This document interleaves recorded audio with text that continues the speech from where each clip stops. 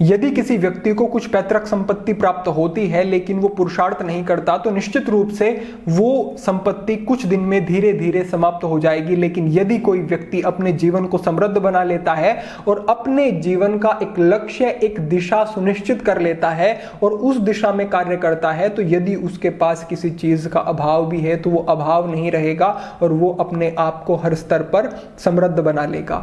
इसी आपके जीवन की दिशा के विषय में, आपके समय के प्रबंधन के विषय में, सही तरीके से टाइम मैनेजमेंट का अर्थ क्या है, कैसे हम इन चीजों को विकसित करके अपने आप को एक समृद्ध युवा, समृद्ध व्यक्ति बना सकते हैं, यह वीडियो आपके लिए महत्वपूर्ण हो सकती है। आपके जीवन को एक दिशा मिल सकती है यदि आप इसको मात्र देखेंगे नहीं, देखने के साथ साथ आत्म मूल्यांकन भी करेंगे कि इस दिशा में कार्य हो रहा है या नहीं। मैं इस विषय में बात बिल्कुल नहीं करूंगा कि इतने समय पढ़ें, इस समय पढ़ें, ऐसे करें, ऐसे अपने जीवन में कार्य करें, इतने समय आप अपनी नौकरी पर दें, अपने व्यवसाय में दें, इत्यादि इत्यादि। मैं बात करूंगा मूलभूत सिद्धांतों के विषय में, कहां पर गड़बड़ी हो रही है। और आप कितनी भी कोशिश कर लें, आप कितना भी पुरुषार्थ करें, जो परिणाम है वो कई बार शून्य हो जाते हैं। कैसे शून्य हो जाते हैं, इस दृष्टांत के माध्यम से समझो। एक बार एक व्यक्ति एक नए शहर में जाता है। नए शहर में जाकर के वो रेलगाड़ी से स्टेशन पर उतरता है।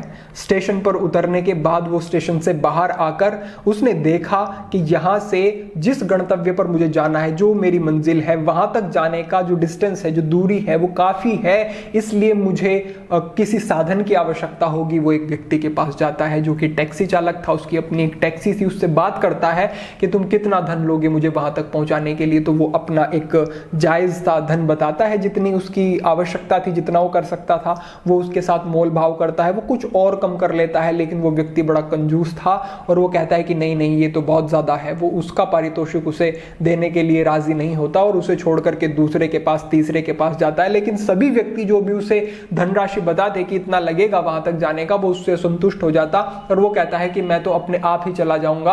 और वो चलना शुरू करता है। शहर से अनभिज्ञ था, उस शहर के बारे में नहीं जानता था, रास्तों से अवगत नहीं था।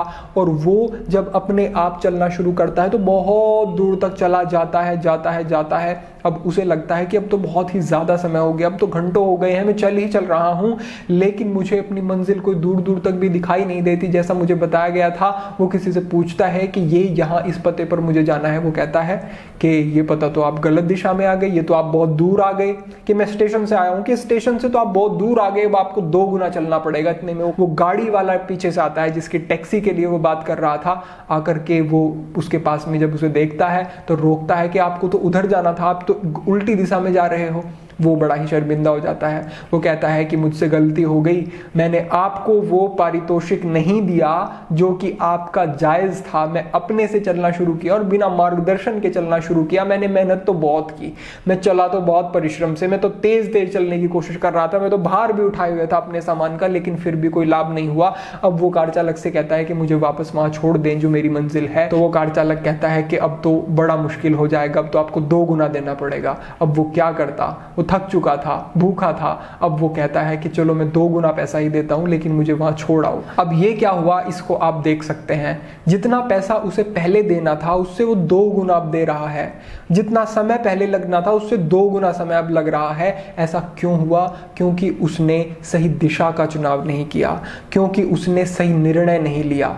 उसने कुछ लालच के कारण अपने समय के बहुत बड़े हिस्से को बर्बाद कर दिया। क्या उसने मेहनत नहीं की? क्या वो सही दिशा में बढ़ने की उसने कोशिश नहीं की? कोशिश की, मेहनत की, लेकिन उसकी मेहनत वो शून्य हो गई, उसका कुछ फल उसे प्राप्त नहीं हुआ। कारण क्योंकि दिशा गलत थी। इसी प्रकार से कोई मोटिवेशन, किसी भी प्रकार की प्रेरणा, कितनी भी मेहनत कई बार विफल हो जाती है, कई बार कार्य नहीं कर पाती अगर जीवन की दिशा सही नहीं होती। और बहुत सारे बंधु मुझे मिलते हैं कि मैं अगर ये काम मेरा नहीं चलता है तो ये कर लूंगा, और ये भी नहीं चलता है तो वो तो फिर है ही तीसरा काम मेरे पास। तो वो अपने किसी एक लक्ष्य, एक उद्देश्य के प्रति एकाग्र ही नहीं है। कार्य कैसे चलते हैं, समय कैसे बचता है, ये जीवन में जो विशाल कार्य करते हैं लोग, ये कैसे कर पाते हैं? सीधी सी बात समझें कि वो अपने किसी एक कार्य में बड़ी स्थिरता से अपनी योग्यताओं को विकसित करते हैं, अपने आप को उस योग्य बनाना पड़ता है। ऐसे ही कोई कार्य नहीं चल जाते तो उस दिशा में वो कार्य नहीं करते, वो विकल्प में रह जाते हैं कि या तो ये कर लूंगा, या ये कर लूंगा, या ये कर लूंगा, और वो संजीदा नहीं हो पाते, वो एकाग्र नहीं हो पाते किसी एक कार्य पर, और समय बहुत बड़ा हिस्सा नष्ट होता जाता है। तो कहने का इसका अर्थ यह है कि कोई प्रेरणा, कोई कार्य, कोई सिद्धि एक निश्चित लक्ष्य के बिना, सही दिशा में कार्य करने किए बिना नहीं हो सकती। इसलिए कोई भी विद्यार्थी है, कोई भी बिजनेस करता है, कोई भी जॉब करता है, कोई भी व्यक्ति है जो अपने जीवन में प्रगति चाहता है, दिशा को सुनिश्चित करें, देखें कि मेरा मन उस कार्य में कितना लग रहा है, मैं वैसी योग्यता रखता हूं या नहीं, या ऐसा है कि मैं इस विषय में ज्यादा योग्यता रखता हूं और जिसको कर रहा हूं उसमें वो योग्यता नहीं है, तो आपके लिए वही कार्य श्रेयकर है, उसमें आप तेजी से प्रगति कर लेंगे, भले ही आप शून्य पे ही क्यों ना खड़े। इससे आगे आता है क्रिया विधिज्ञम, यानी कि जो कार्य कर रहे हो उस कार्य को करने की सही विधि का आपको बोध होना चाहिए, करना कैसे है ये समझ लो। अगर ये नहीं समझोगे तो धन भी लग जाएगा, समय भी, ऊर्जा भी, सब कुछ अधिक व्यय हो जाएगा और परिणाम जैसे प्राप्त होने चाहिए वैसे प्राप्त नहीं होंगे। इसलिए एक विषय के विशेषज्ञ बनने की कोशिश करो, जो भी आपका विषय है।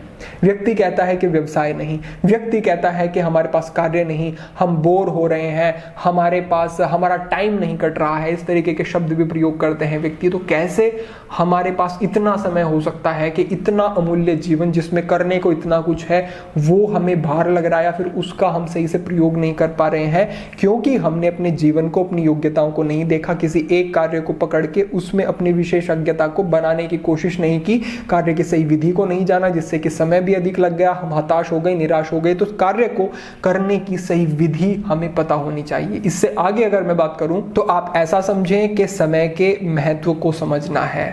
किसी भी समय पर जो कार्य कर रहे हो उस समय पर केवल वही कार्य करना है। अपने दिन को आप छोटे छोटे हिस्सों में बांट सकते हैं।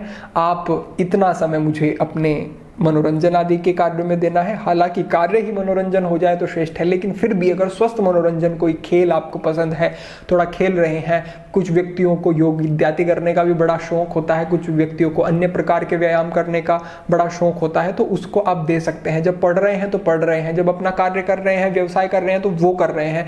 एक समय पर एक कार्य करो, समय के महत्व को समझो। अगर समय के महत्व को समझ लिया तो आपका मन आपको कभी भी ये इजाजत नहीं देगा कि मैं इस समय को नष्ट करूं। तो ये छोटी छोटी सी चीजें, जीवन की दिशा कैसी है, कार्य को करने का सही तरीका कैसे है, कैसे सही ऊर्जा का प्रयोग करना है, आत्म मूल्यांकन बहुत जरूरी है, तो देखें। और इस विषय में पहले भी काफी मार्गदर्शन हो चुका है, इससे संबंधित वीडियोस आपको डिस्क्रिप्शन में भी मिल जाएंगी, वो भी जाकर के देखें। समय प्रबंधन के लिए और कैसे मन पर नियंत्रण करने से या कैसे ब्रह्मचर्य में स्थित होने से भी आप अपने समय को बचा सकते हैं। आपकी स्क्रीन पर जो वीडियोस दिख रहे हैं उनको भी आप अवश्य देखें, वो भी आपके लिए विशेष महत्वपूर्ण होंगी। तो आज के लिए इतना ही। ओम नमः शिवाय।